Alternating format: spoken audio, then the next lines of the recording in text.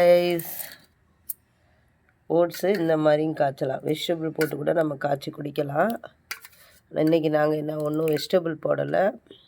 கொத்தமல்லி தழை, அதுக்கப்புறமா கொஞ்சோண்டு இஞ்சி பூண்டு, அதுக்கப்புறம் சீரகம், லைட்டாக உப்பு, நிறைய போடக்கூடாது, உப்பு கறிக்கும். சூடாக இருக்குது பாருங்கள். எடுத்துகிட்டு வந்து ஆற வச்சுருக்கிறேன். காலை உணவுக்கு ஏற்ற டிஷ்ஷு பாருங்கள். லைட்டாகவும் இருக்கும், வயிறு ஃபில்லிங்காகவும் இருக்கும்.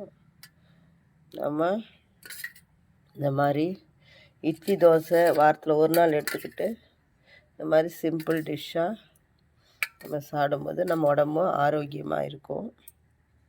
ட்ரை பண்ணி பாருங்கள். இது கூட வந்து கேரட்டு, பீன்ஸு பொடி பொடியாக கட் பண்ணி கூட நம்ம சேர்த்து அது கொஞ்சம் ஆயில் போடாமல் கொதிக்க வச்சு நம்ம அந்த ஓட்ஸை மட்டும் நல்லா வேக வச்சு குடிச்சிட்டோம்னா உடம்புக்கு ரொம்ப ஹெல்த்தாகவும் இருக்கும்.